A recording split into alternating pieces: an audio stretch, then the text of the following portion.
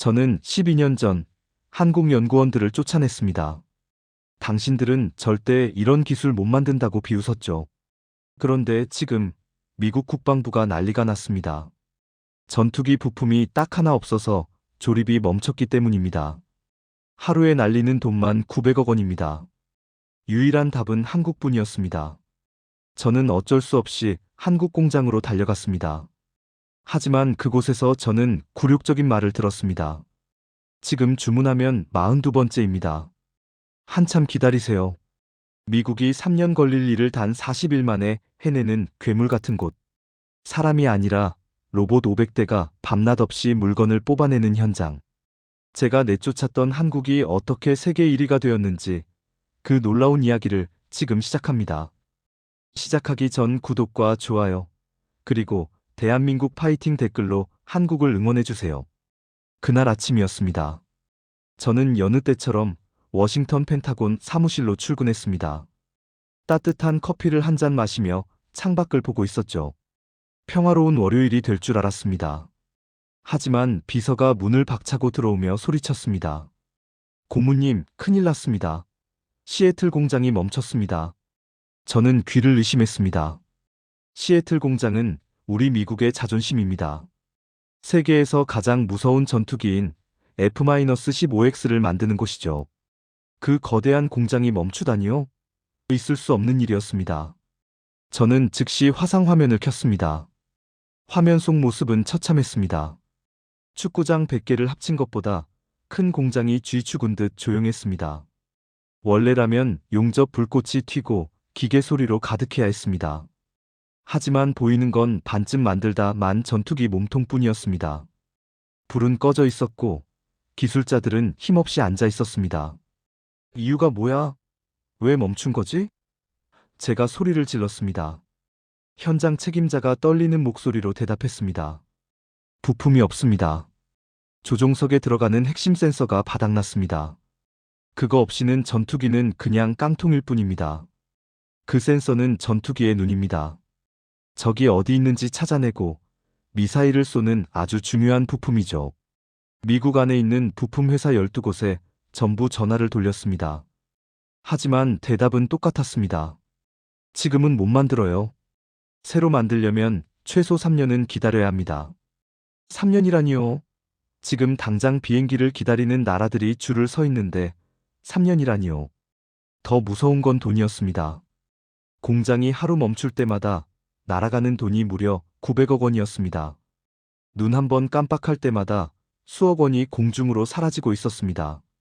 일주일이면 6천억 원, 한 달이면 2조 원이 넘는 돈입니다. 미국 국방부는 난리가 났습니다. 대통령실에서도 매일 전화가 왔습니다. 아서 윈스턴 고문, 당신이 책임지고 해결해? 저는 머리를 감싸 쥐었습니다. 미국 최고라는 회사들이 다 손을 들었는데 어디서 이 부품을 구한단 말입니까? 그때 비서가 조심스럽게 태블릿 하나를 내밀었습니다. 화면에는 파란색 로고가 박힌 어느 회사의 보고서가 있었습니다. 고문님, 전 세계에서 이 부품을 지금 당장 만들 수 있는 곳은 딱 한 군데뿐입니다. 저는 화면에 적힌 이름을 보고 눈을 의심했습니다. 넥스트 디펜스, 대한민국. 순간 제 머릿속에 12년 전의 기억이 번개처럼 스쳐 지나갔습니다. 심장이 두근거리기 시작했습니다. 사실 저는 그 이름을 아주 잘 알고 있었습니다. 아니, 잊을 수가 없었습니다. 12년 전, 바로 제가 그들의 얼굴에 대고 문을 쾅 닫아버렸기 때문입니다. 그때 저는 그들에게 이렇게 말했습니다. 당신들 수준으로는 100년이 걸려도 이건 못 만듭니다. 꿈 깨고 돌아가세요. 그런데 이제 제가 그들을 찾아가 빌어야 하는 상황이 된 겁니다. 하루 900억 원이라는 무서운 숫자가 제 목을 죄어왔습니다. 저는 떨리는 손으로 한국행 비행기 표를 예약했습니다. 30년 동안 세계 최고라고 자부했던 저의 자존심이 와르르 무너지는 소리가 들렸습니다. 한국으로 가는 비행기 안에서 저는 잠을 이룰 수 없었습니다. 눈을 감으면 12년 전 그날이 영화처럼 떠올랐기 때문입니다. 2014년 여름이었습니다. 당시 저는 펜타곤에서 기술 수출을 관리하는 아주 높은 자리에 있었습니다. 제 허락 없이는 미국 무기 기술을 아무도 가져갈 수 없었죠. 그날 제 사무실로 한국에서 온 사람들이 찾아왔습니다. 낡은 가방을 든 중년의 기술자들과 눈이 빨갛게 충혈된 젊은 연구원들이었습니다. 그들은 들어오자마자 저에게 정중하게 고개를 숙였습니다. 그리고 아주 간절한 목소리로 말했습니다. 저희가 직접 전투기를 만들려고 합니다. 딱 4가지만 도와주십시오. 레이더와 센서 기술입니다. 이 기술이 없으면 저희는 껍데기밖에 못 만듭니다. 저는 그들이 가져온 서류를 대충 훑어보고는 비웃었습니다. 솔직히 속으로 말도 안 되는 소리라고 생각했습니다. 당시 한국은 우리 미국 무기를 아주 많이 사주는 고마운 손님이었을 뿐입니다. 손님이 직접 물건을 만들겠다고 하니 제 입장에서는 돈줄이 끊기는 것과 같았죠.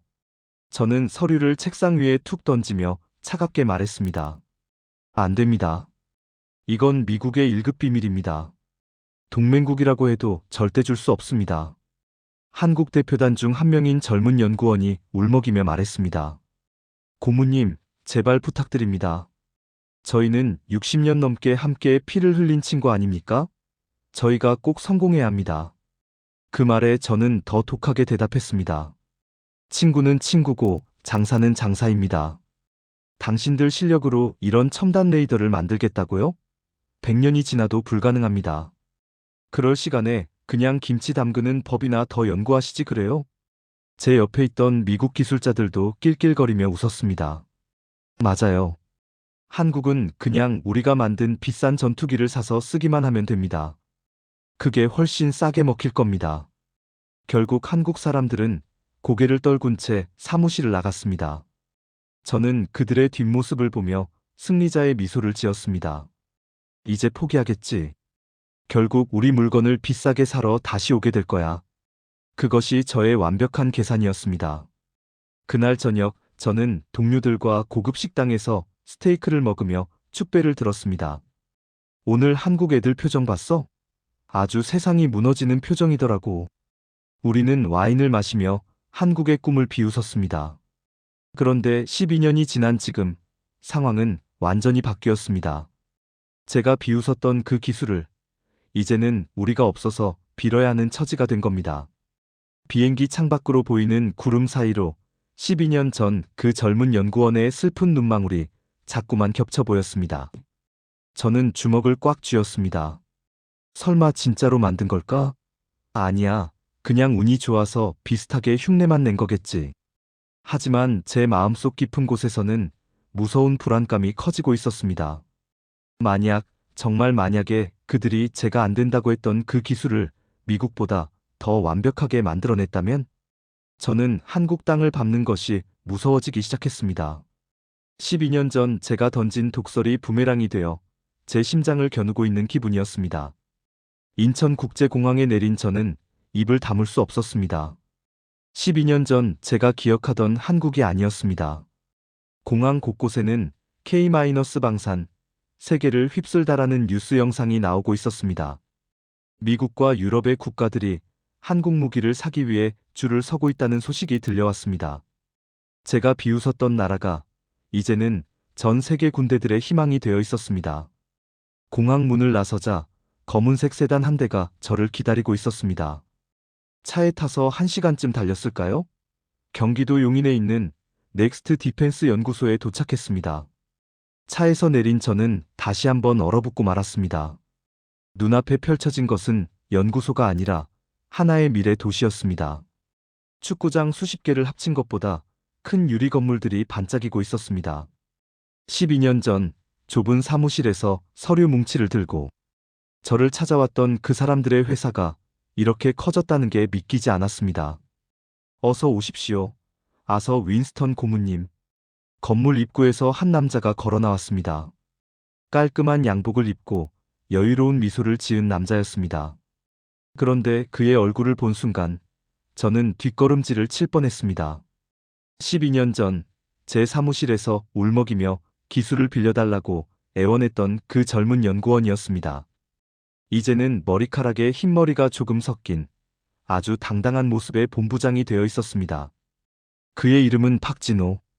현재 이 거대한 기술 제국을 이끄는 총책임자였습니다. 박진호 본부장님? 제가 떨리는 목소리로 물었습니다. 기억해 주시니 영광입니다. 12년 전 워싱턴에서는 제 이름조차 물어보지 않으셨는데 말입니다.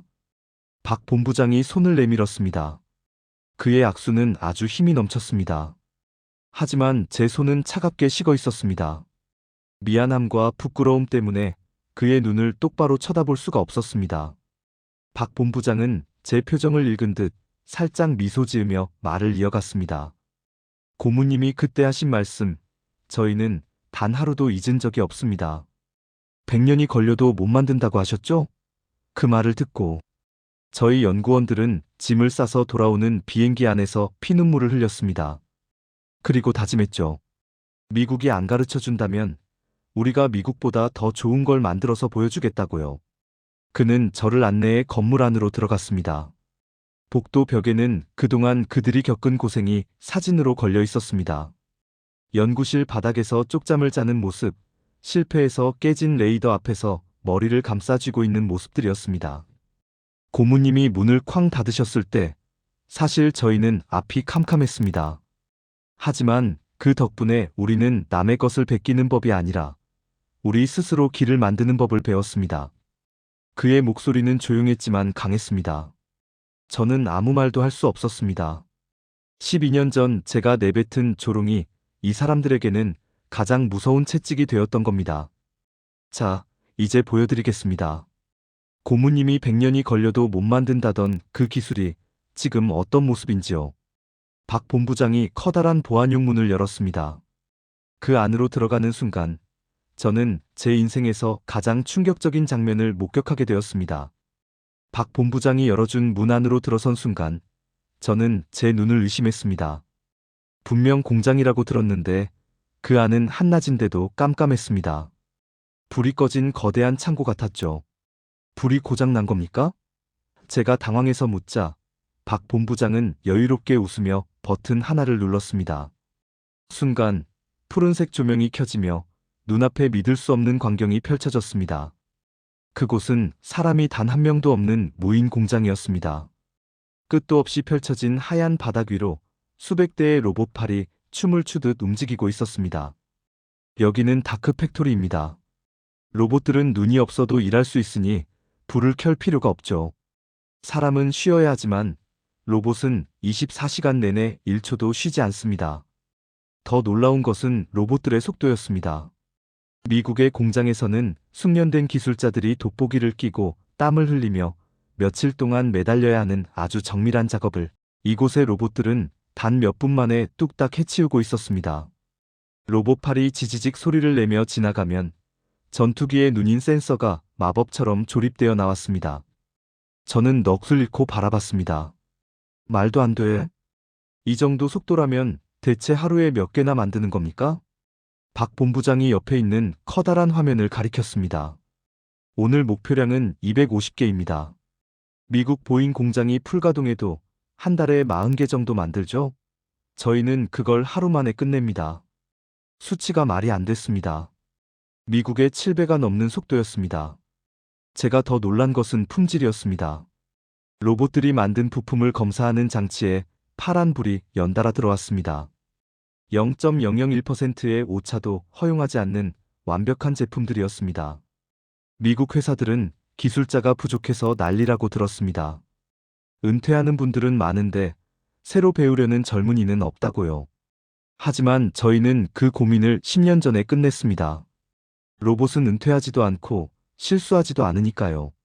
박 본부장의 말은 제 심장을 찌르는 창 같았습니다. 사실이었습니다. 지금 미국의 가장 큰 문제는 기술을 가진 사람들이 사라지고 있다는 것이었습니다. 그런데 한국은 사람이 없으면 로봇이 하면 된다는 생각으로 아예 세상을 바꿔버린 겁니다. 고모님 기억하시나요? 12년 전 미국에서 저희에게 보여주셨던 공장 말입니다. 그때는 저희가 그 공장을 보고 꿈의 공장이라며 부러워했었죠. 하지만 지금은 어떻습니까? 여전히 미국은 사람들이 손으로 비행기를 만들고 있나요? 저는 얼굴이 화끈거려 고개를 들 수 없었습니다. 미국의 보잉 공장은 여전히 20세기 방식에 머물러 있었습니다. 기술자들이 수작업으로 볼트를 조이고 사람이 컨디션이 안 좋으면 불량품이 나오기도 합니다. 하지만 눈앞의 한국 공장은 이미 21세기를 넘어 미래로 가고 있었습니다. 이게 바로 고모님이 100년이 걸려도 안 된다고 하셨던 한국의 실력입니다. 이제 질문을 바꿔야 할 것 같네요. 미국이 100년 안에 이 공장을 따라올 수 있을까요? 박 본부장의 당당한 목소리가 공장 안에 울려 퍼졌습니다. 저는 유리창 너머로 쉴 새 없이 움직이는 로봇들을 보며 깨달았습니다. 제가 지키려 했던 미국의 자존심은 이미 이곳에서 산산조각이 났다는 것을요. 저는 침을 꿀꺽 삼켰습니다. 더 이상 모른 척할 수가 없었죠. 본부장님, 솔직히 말씀드리겠습니다. 제가 여기 온 이유는 구경을 하러 온 게 아닙니다. 미국 국방부의 명령을 받고 왔습니다. 박 본부장은 이미 알고 있었다는 듯 고개를 끄덕였습니다. 저는 떨리는 목소리로 말을 이어갔습니다. 지금 시애틀 전투기 공장이 멈췄습니다. 부품 하나가 없어서 하루에 900억 원씩 날아가고 있어요. 제발 그 센서 500개만 우리에게 먼저 팔아주십시오. 가격은 원하는 대로 다 드리겠습니다. 2배, 아니 3배라도 좋습니다. 저는 30년 동안 전 세계를 다니며 항상 갑의 위치에 있었습니다. 누구에게 물건을 팔지 결정하는 사람이었지. 제발 팔아달라고 빌어본 적은 단 한 번도 없었습니다. 하지만 지금은 제 자존심보다 미국의 안보가 더 급했습니다. 박 본부장은 잠시 저를 쳐다보더니 한쪽 벽에 있는 커다란 전광판을 켰습니다. 그곳에는 세계 지도가 그려져 있었고 수십 개의 나라 이름 옆에 숫자들이 적혀 있었습니다. 고모님, 저기 전광판이 보이십니까? 1번 폴란드, 2번 아랍에미리트, 3번 사우디아라비아. 이 나라들은 이미 3년 전부터 저희와 계약하고 돈을 전부 입금한 나라들입니다. 저는 눈을 크게 뜨고 화면 아래쪽을 훑어 내려갔습니다. 한참을 내려가서야 익숙한 이름 하나를 발견했습니다. 42번. 미국? 제 목소리가 힘없이 떨렸습니다. 세계 최강대국 미국이, 전 세계 방산 시장의 큰형님이라던 미국이 대기 명단 42번째에 적혀 있었습니다. 그 위로는 영국, 독일 같은 나라들은 물론이고 이름도 생소한 나라들이 줄을 서 있었습니다. 미안하지만 고모님, 저희는 선착순위 원칙입니다. 지금 당장 계약해도 42번째입니다. 앞에 밀린 물량만 100조 원이 넘어요. 지금 시작해도 미국은 3년 뒤에나 부품을 받을 수 있습니다. 3년이라니요? 3년이면 우리 공장은 완전히 망합니다. 본부장님, 우리는 친구 아닙니까? 60년 넘게 함께한 동맹이잖아요. 순서를 조금만 바꿔주면 안 될까요? 제 입에서 동맹이라는 말이 나오자마자 박 본부장의 눈빛이 차갑게 변했습니다. 그는 12년 전 제가 했던 말을 그대로 돌려주었습니다. 고모님, 12년 전 저에게 그러셨죠? 동맹은 동맹이고 장사는 장사라고요. 감정적으로 결정할 문제가 아니라고 하셨습니다. 저도 똑같은 생각입니다.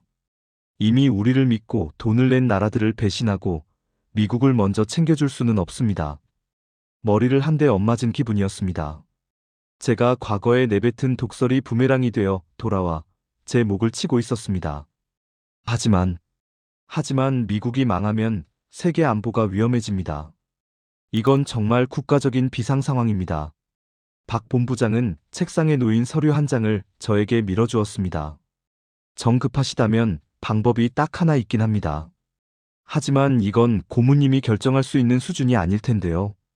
미국이 그동안 한 번도 해보지 않은 일을 해야 하거든요. 저는 그 서류를 집어들었습니다.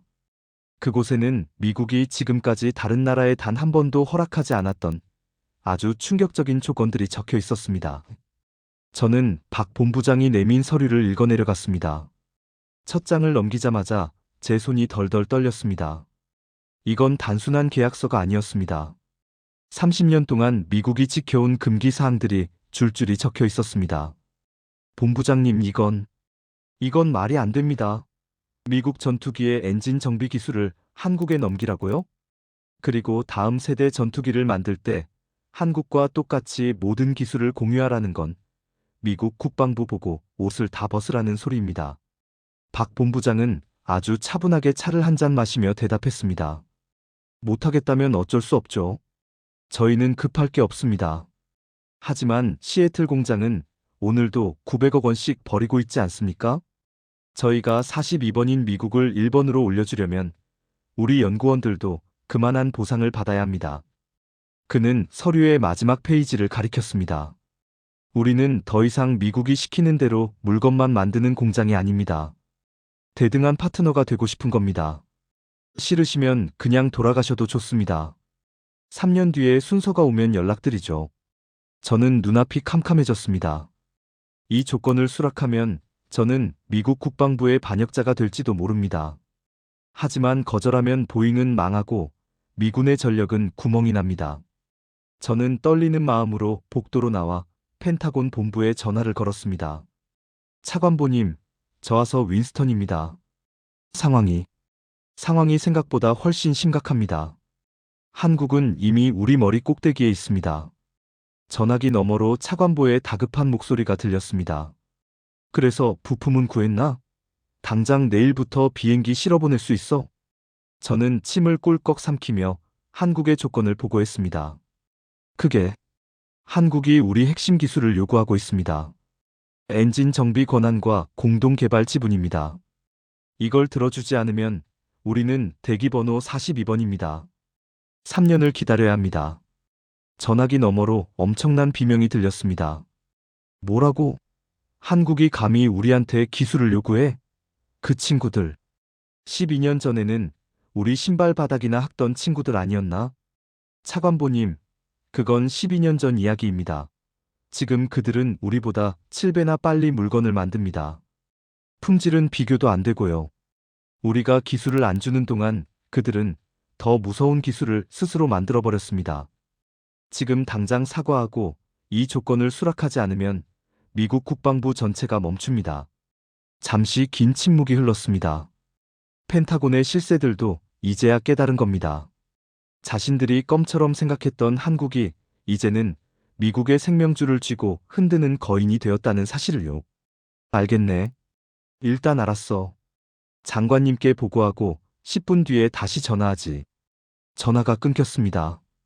저는 복도 유리창을 통해 넥스트 디펜스의 젊은 연구원들이 웃으며 지나가는 모습을 봤습니다. 그들은 자신들이 세상을 어떻게 바꾸고 있는지 이미 알고 있는 듯 당당했습니다. 10분 뒤 전화벨이 울렸습니다. 아서 수락하게. 모든 조건을 들어줘. 대신 부품은 내일 당장 비행기에 실어야 하네. 이건 명령이야. 저는 힘없이 전화를 끊었습니다. 그리고 다시 회의실로 들어갔습니다. 박 본부장은 마치 결과를 다 알고 있었다는 듯 미소를 지으며 펜을 내밀었습니다. 30년 미국의 자존심이 한국의 잉크 한 방울에 무너지는 순간이었습니다. 서명을 마친 제 손은 힘없이 책상 위로 떨어졌습니다. 박 본부장은 계약서를 정중하게 챙긴 뒤 저에게 뜻밖의 제안을 했습니다. 고문님, 계약도 끝났으니 이제 진짜 저희의 심장을 보여드리겠습니다. 아까 본 로봇 공장보다 더 중요한 곳입니다. 그가 저를 데려간 곳은 지하 깊숙이 위치한 제1연구동이었습니다. 입구에는 낡은 운동화 한 켤레와 헤어진 연구복이 유리 상자 안에 전시되어 있었습니다. 이게 뭡니까? 왜 이런 낡은 옷을 전시해 둔 거죠? 제가 묻자 박 본부장이 멈춰서서 대답했습니다. 12년 전 고문님께 거절당하고 돌아온 날 밤에 저희 팀장이 입었던 옷입니다. 그날 이후 저희는 3년 동안 집에도 안 가고 이 연구소에서 살았습니다. 이 운동화는 그 3년 동안 한 번도 갈아 신지 않아 밑창이 다 닳아버린 것입니다. 안으로 들어서자 수백 명의 연구원이 모니터 앞에 붙어 있었습니다. 그런데 이상했습니다. 그들이 보고 있는 건 전투기 설계도가 아니라 수만 줄의 복잡한 컴퓨터 코드였습니다. 이건 우리 미국에서도 가장 어려운 소스 코드 아닙니까? 이걸 한국이 직접 다 짰다고요? 제 질문에 박 본부장이 고개를 끄덕였습니다. 미국이 가르쳐주지 않아서 저희는 0부터 다시 시작했습니다. 미국이 50년 동안 쌓은 코드를 저희는 5년 만에 새로 만들었습니다. 처음에는 다들 미친 짓이라고 했습니다. 하지만 우리는 했습니다. 아니, 해야만 했습니다. 그래야 다시는 무시당하지 않으니까요. 그때 한 연구원이 소리를 질렀습니다. 성공입니다. 반응 속도가 0.0001초까지 줄어들었습니다. 미국 제품보다 2배 더 빠릅니다. 저는 화면을 보고 경악했습니다. 전투기가 미사일을 피할 때 가장 중요한 것이 반응 속도입니다. 미국 기술로도 넘지 못한 벽을 한국의 젊은이들이 밤을 새워가며 깨부수고 있었습니다. 고모님, 우리가 만든 이 기술의 이름은 독립입니다. 미국이 우리를 막았을 때 우리는 절망 대신 도끼를 품었습니다. 만약 그때 미국이 기술을 순순히 줬다면 우리는 지금도 미국의 눈치를 보며 부품이나 조립하고 있었겠죠. 저는 전율을 느꼈습니다. 30년 동안 저는 기술을 숨기고 막는 것이 미국의 힘이라고 믿었습니다. 하지만 틀렸습니다. 기술을 막는 것은 상대를 죽이는 것이 아니라 상대를 더 무섭게 키우는 비료가 될 수도 있다는 사실을 이곳에서 깨달았습니다. 연구소 벽에는 커다란 글귀가 적혀 있었습니다. 우리가 만들지 못하면 우리의 하늘도 지킬 수 없다. 저는 그 글귀를 보며 진심으로 고개를 숙였습니다. 12년 전 제가 비웃었던 건 그들의 실력이 아니라 그들의 뜨거운 심장이었습니다. 그리고 그 심장이 지금 미국의 안보를 살리고 있었습니다. 본부장님, 제가 졌습니다. 이건 기술의 승리가 아닙니다. 포기하지 않은 당신들의 마음이 만든 기적입니다. 제 진심 어린 말에 박 본부장의 눈가가 살짝 떨렸습니다. 12년 전 상처받았던 젊은 연구원의 영혼이 이제야 비로소 위로받는 듯 했습니다. 하지만 감동은 잠시였습니다. 박 본부장은 다시 냉정한 사업가로 돌아와 시계를 보았습니다. 자, 감동은 여기까지 하죠. 약속한 대로 45일 안에 물건을 보내야 하니까요. 전 세계에서 가장 빠른 배송이 시작될 겁니다. 한국을 떠나 미국 시애틀로 돌아온 저의 시간은 지옥 같았습니다. 공장은 여전히 멈춰 있었고 하루 900억 원이라는 숫자는 제 심장을 짓눌렀습니다. 보잉의 간부들은 매일 제 사무실로 찾아와 소리를 질렀습니다. 아서, 한국이 정말 45일 만에 보낸답니까? 미국 업체들도 3년 걸린다는 일을 어떻게 한 달 남짓한 시간에 한다는 거죠? 속은 거 아닙니까? 저도 솔직히 불안했습니다. 30년 넘게 방산업계에 있었지만 이런 속도는 들어본 적도 없었기 때문입니다. 하지만 정확히 40일째 되는 날 아침, 시애틀 타코마 공항으로 거대한 수송기 한 대가 내려앉았습니다. 꼬리 날개에는 태극기가 선명하게 그려져 있었습니다. 박 본부장에게서 문자가 왔습니다.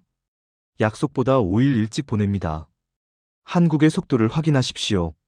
수송기 문이 열리고 은색 케이스에 담긴 부품들이 쏟아져 나왔습니다. 보잉의 까칠한 기술자들이 달려들어 케이스를 열었습니다. 그들은 현미경과 정밀 측정기를 가져와 부품을 샅샅이 뒤지기 시작했습니다. 분명 어디 한 곳은 엉성할 거야? 이렇게 빨리 만들었는데 완벽할 리가 없지. 하지만 검사를 시작한 지 1시간이 채 지나지 않아 공장 안은 정적에 휩싸였습니다. 검사팀장이 떨리는 손으로 결과 보고서를 저에게 내밀었습니다. 고문님, 이건 말도 안 됩니다. 불량률이 제로입니다. 아니, 불량이 없는 수준이 아니라 우리가 정해놓은 품질 기준보다 300%나 더 튼튼하고 정밀합니다. 미국산 부품보다 훨씬 가볍고 반응 속도는 비교도 안 되게 빠릅니다. 보잉의 노련한 기술자들이 부품을 만져보며 감탄했습니다. 이 매끄러운 마감 좀 보세요. 사람이 손으로 닦아도 이렇게는 안 됩니다. 한국 로봇들은 도대체 어떤 마법을 부리는 거죠? 부품이 조립 라인에 들어가자 멈춰있던 전투기들이 하나둘씩 눈을 뜨기 시작했습니다. 꺼져 있던 조종석 화면이 밝게 빛나며 복잡한 데이터들을 쏟아냈습니다. 미국의 심장인 F-15X 전투기가 한국의 눈을 이식받고 다시 살아난 것입니다. 공장 가동 스위치가 올라가고 기계 소리가 다시 울려 퍼지자 사람들은 환호성을 질렀습니다. 하지만 저는 환호할 수 없었습니다. 한국이 보낸 부품 상자 위에는 작은 스티커 하나가 붙어 있었기 때문입니다. Made in Korea Tested for Perfection. 그 문구를 보는 순간 소름이 돋았습니다. 12년 전 김치나 담그라던 저의 비웃음을 한국은 실력으로 완벽하게 되갚아준 것입니다. 미국 기술자들은 부품을 보며 역시 한국산은 믿고 쓴다며 엄지를 치켜 세웠습니다. 이제 미국 공장에서 한국산은 가장 귀하고 완벽한 부품의 대명사가 되었습니다.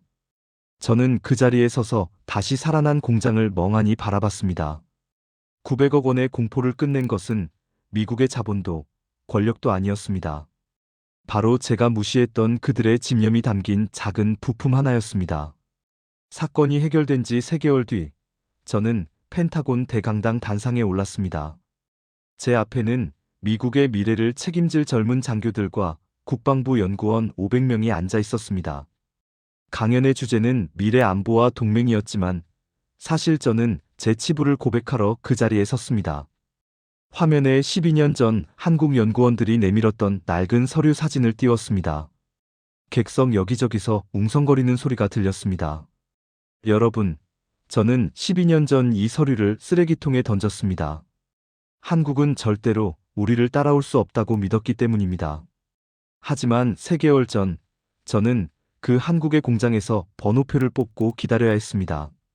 우리 전투기를 살려달라고 빌면서 말입니다. 강당 안이 찬물을 끼얹은 듯 조용해졌습니다. 오만한 미국의 자존심에 상처를 입은 사람도 있었지만 저는 말을 멈추지 않았습니다. 우리는 기술을 꽁꽁 숨기는 것이 우리를 지키는 길이라 믿었습니다. 하지만 우리가 문을 닫았을 때 한국은 벽을 뚫고 길을 만들었습니다. 우리가 숙련공이 없다고 고민할 때 그들은 로봇 군단을 만들었고, 우리가 과거의 영광에 취해 있을 때 그들은 미래의 코드를 짰습니다. 저는 이번에 한국에서 가져온 부품을 직접 보여주었습니다. 이 작은 부품 하나가 멈춰있던 우리 공장을 살렸습니다. 품질은 우리 기준보다 300% 더 완벽했습니다. 이제 질문을 바꿔야 합니다. 누구에게 기술을 안 줄 것인가가 아니라 누구와 손을 잡고 미래를 만들 것인가를 고민해야 합니다. 강연이 끝나고 한 젊은 연구원이 손을 들고 물었습니다. 고문님, 한국이 왜 그렇게 무서운 속도로 발전했다고 생각하십니까? 저는 잠시 생각에 잠겼다가 대답했습니다. 그들에게는 우리에게 없는 절박함이 있었습니다. 무시당했을 때 주저앉지 않고 밤을 새워가며 운동화 밑창이 닳도록 뛴 그들의 심장이 지금의 한국을 만든 겁니다. 기술은 돈으로 살 수 있지만 그런 정신은 살 수 없습니다. 그날 이후 펜타곤의 분위기는 완전히 바뀌었습니다. 한국을 그저 물건을 사가는 손님으로 보던 시각이 사라졌습니다. 이제는 가장 먼저 협력해야 할 1순위 파트너로 대우하기 시작했습니다. 미국 국방부 내부 지침서에도 한국의 제조 속도와 품질 관리 시스템을 배워야 한다는 내용이 추가되었습니다. 저는 퇴근길에 제 책상 한 구석에 놓인 낡은 사진 한 장을 보았습니다. 12년 전 제가 쫓아냈던 그 연구원들의 뒷모습이 찍힌 사진입니다. 저는 그 사진 속 인물들에게 마음속으로 깊이 사과했습니다. 미안합니다. 그리고 고맙습니다. 당신들 덕분에 미국도 비로소 잠에서 깨어날 수 있었습니다. 1년 뒤, 저는 다시 한국용인 연구소를 찾았습니다. 이번에는 빌러온 것이 아니었습니다. 한국과 미국이 힘을 합쳐 만드는 차세대 전투기 시스템, 피닉스 프로젝트의 출범식에 참석하기 위해서였죠. 행사장 입구에는 미국 성조기와 한국 태극기가 나란히 걸려 있었습니다. 12년 전에는 상상도 못했던 모습입니다. 그때는 미국이 기술을 주는 쪽이고 한국은 받는 쪽이었지만 이제는 서로의 장점을 합치는 대등한 파트너가 되었습니다. 고문님, 아니 이제는 아서 형님이라고 불러야 할까요? 박진호 본부장이 환하게 웃으며 다가왔습니다. 그는 저에게 명예 한국인 증서를 내밀었습니다. 저의 진심 어린 사과와 노력이 한국 연구원들의 마음을 움직인 것입니다. 박 본부장님, 아니 진호. 이번 프로젝트 설계도를 봤는데 정말 대단하더군요. 우리 미국의 엔진과 한국의 AI 시스템이 만나니 전 세계 어디에도 없는 무적의 전투기가 탄생할 것 같습니다. 우리는 나란히 서서 연구소 옥상을 바라봤습니다. 마침 한국의 기술로 만든 전투기 KF-21이 굉음을 내며 하늘로 솟구치고 있었습니다. 푸른 하늘에 그려지는 하얀 비행운을 보며 저는 가슴이 뭉클해졌습니다. 진호, 제가 은퇴를 앞두고 가장 잘한 일은 12년 전의 실수를 인정하고 당신을 찾아온 것입니다. 만약 제 자존심만 세웠다면 우리는 여전히 서로를 불신하며 시간을 버리고 있었겠죠. 박 본부장은 제 어깨를 툭 치며 대답했습니다. 아서, 당신이 문을 닫아준 덕분에 우리는 강해졌고, 당신이 다시 문을 열어준 덕분에 우리는 함께 승리하게 되었습니다. 과거의 상처는 이제 잊으셔도 됩니다. 행사가 끝나고 저는 은퇴 선언을 했습니다. 30년 넘게 몸담았던 펜타곤을 떠나며 저는 마지막 연설에서 이렇게 말했습니다. 기술을 가두는 벽은 우리를 안전하게 만들지 못합니다. 오히려 그 벽을 허물고 진심으로 손을 잡을 때 더 밝은 미래가 열립니다. 저는 오늘 그 증거를 이곳 대한민국에서 보았습니다. 강당을 가득 채운 한국과 미국의 연구원들이 일어서서 기립박수를 보냈습니다. 저는 눈시울이 뜨거워졌습니다. 은퇴 후 저는 가끔 한국에 놀러 옵니다. 박 본부장과 함께 12년 전 제가 조롱했던 그 김치를 안주 삼아 소주 한 잔을 기울이기도 하죠. 그는 웃으며 말합니다. 아서, 김치 맛이 어때요? 이제는 100년이 걸려도 이 맛은 못 따라하겠죠? 저는 크게 웃으며 대답합니다. 맞아요. 한국의 김치 맛도, 한국의 집념도 미국이 100년은 더 배워야 할 것 같습니다. 막히면 돌아가고, 문이 닫히면 벽을 뚫고 나오는 나라. 포기라는 단어를 모르는 뜨거운 심장을 가진 나라. 대한민국은 저에게 진정한 동맹이 무엇인지, 그리고 사람이 가진 의지가 얼마나 무서운지를 가르쳐 주었습니다. 지금까지 미국 펜타곤 고문하서 윈스턴이 겪은 영화보다 더 영화 같은 한국 방산의 역전 드라마였습니다. 여러분, 대한민국의 기술력에 자부심을 가지셔도 좋습니다. 시청해 주셔서 감사합니다.